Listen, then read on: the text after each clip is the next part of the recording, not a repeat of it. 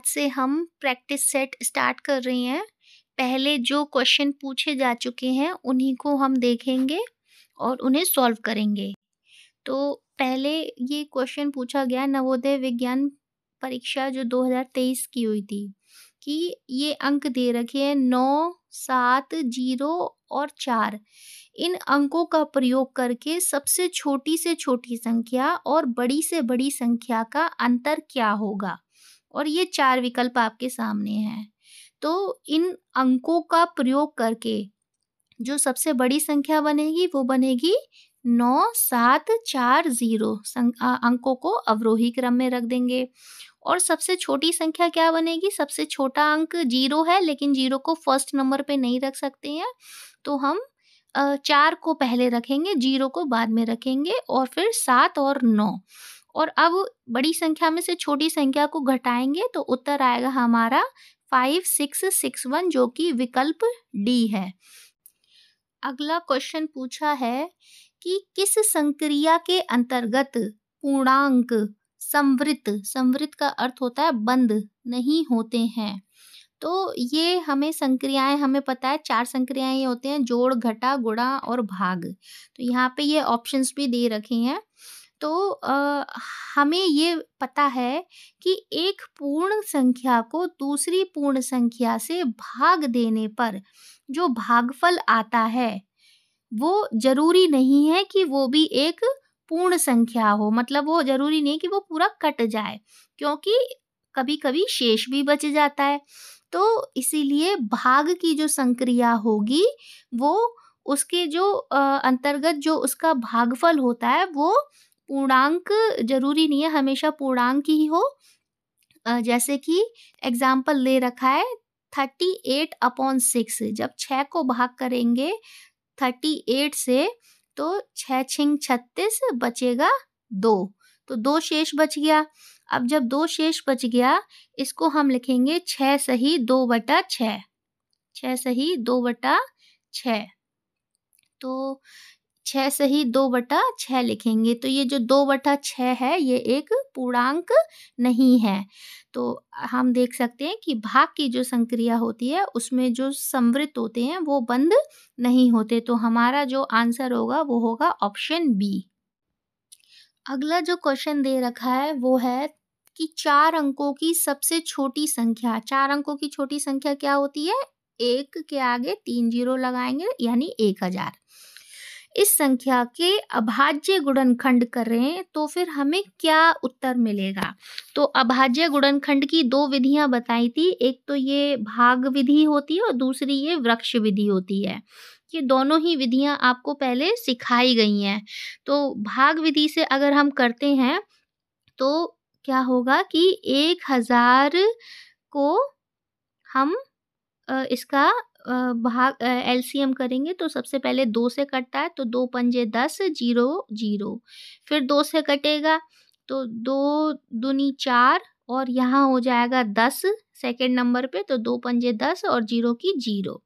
फिर 2 से काटेंगे आएगा 125 और 125 आ जाएगा। उसके बाद 125 जो है वो 5 से कटेगा 25 बार में, 5 दूनी 10 और शेषफल 2 5 के आगे लगेगा 25 हो जाएगा, 5 पंजे 25।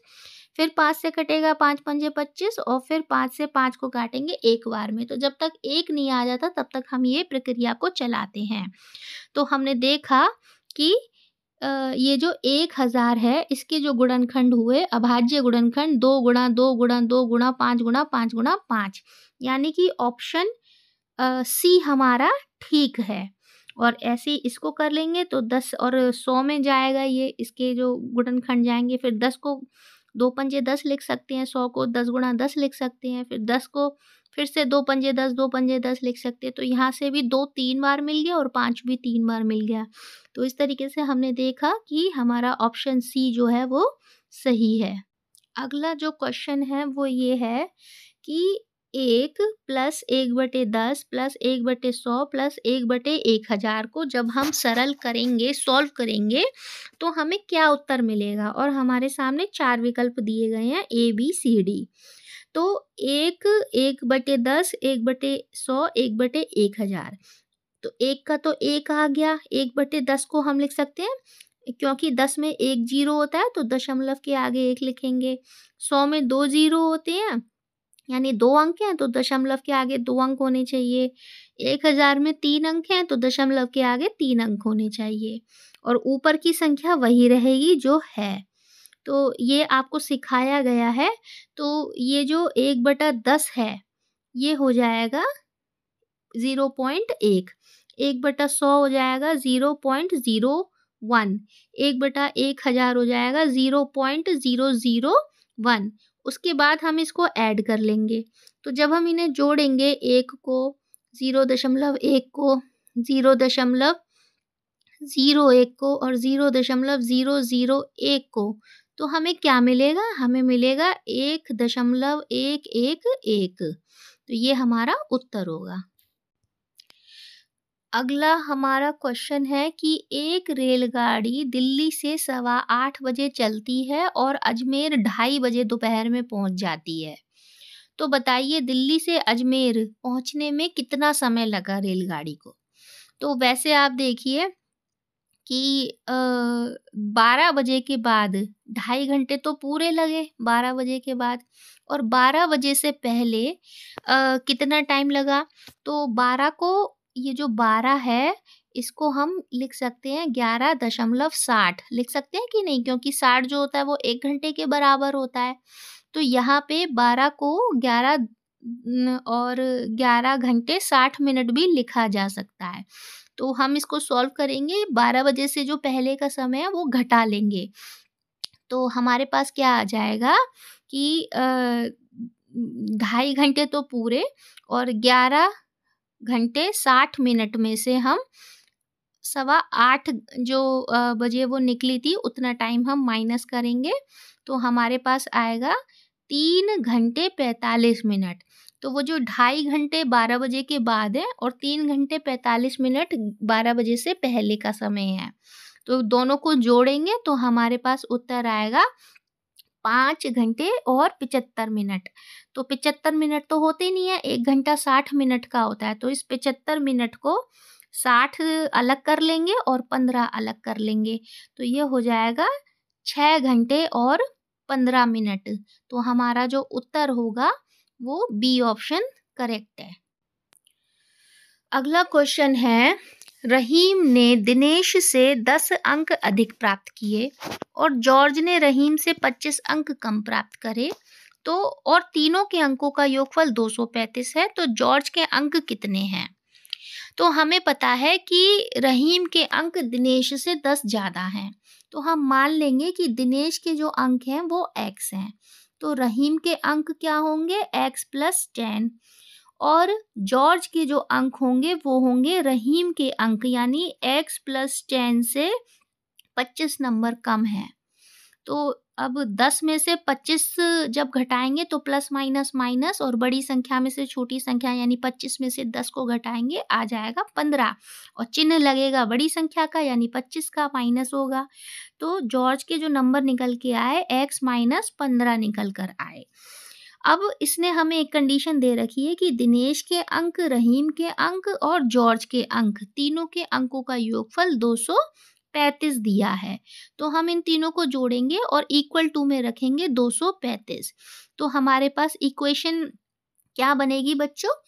x + x + 10 + x - 15 बराबर 235। अब 1x 2x और 3x, तो ये हो गए 3x प्लस, अब हम क्या करेंगे 10 और यहाँ है माइनस के 15, तो प्लस माइनस माइनस होता है यानी घटाएंगे, बड़ी संख्या में से छोटी संख्या को, 15 में 10 को घटाएंगे तो आ जाएगा -5 और बराबर 235।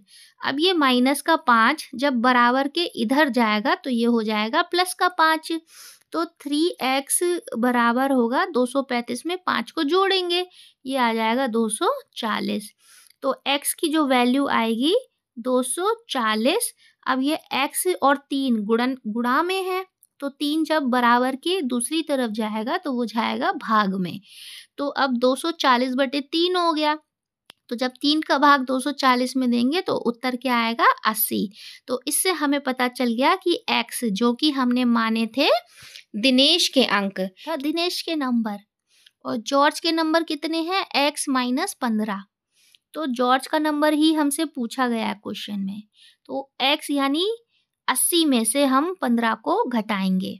तो उत्तर क्या आया बच्चों? उत्तर आया 65, यानी विकल्प बी हमारा सही उत्तर है।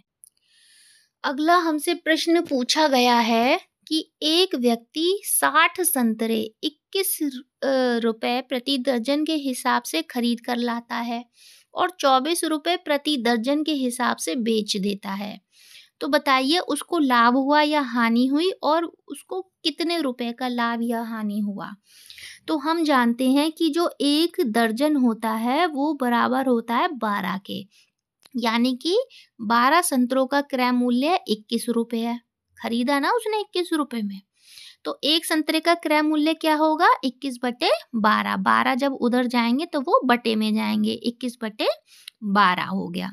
उसके बाद 60 संतरे, यहाँ पे 60 संतरों की बात की गई है, तो अब हम 60 संतरों का क्रय मूल्य निकालेंगे। तो वो हुआ एक संतरे का क्रय मूल्य गुणा 60, यानी 21/12 गुणा 60। तो जो कि हमारे पास है 12 को 60 से काट देंगे, 12 पंजे 60। तो 60 संतरों का क्रय मूल्य आ गया 21 गुणा 5, यानी कि 105 रुपए। अब हम विक्रय मूल्य की बात करते हैं। हमारा जो एक दर्जन संतरों का विक्रय मूल्य 24 रुपए है, यानी 12 संतरों का विक्रय मूल्य 24 रुपए। तो एक संतरे का विक्रय मूल्य हो गया 24/12, 12 उधर जाएगा बटे में। तो 60 संतरों का विक्रय मूल्य हो गया, एक संतरे का जो मूल्य निकला है गुणा 60। अब 12 को 60 से काटेंगे तो ये भी 5 बार कटेगा, तो विक्रय मूल्य आएगा 24 गुणा 5, यानी 24 पंजे 120। तो हमने देखा कि हमारा विक्रय मूल्य ज्यादा है और क्रय मूल्य कम है, यानी हमें लाभ हुआ। कितना लाभ हुआ? फॉर्मूला लगाएंगे, विक्रय मूल्य माइनस क्रय मूल्य का। तो ये हुआ हमारे पास 120 में से 105 को जब हम घटाएंगे तो हमें 15 रुपए का प्रॉफिट यानी लाभ मिला। यही हमारा उत्तर है। धन्यवाद।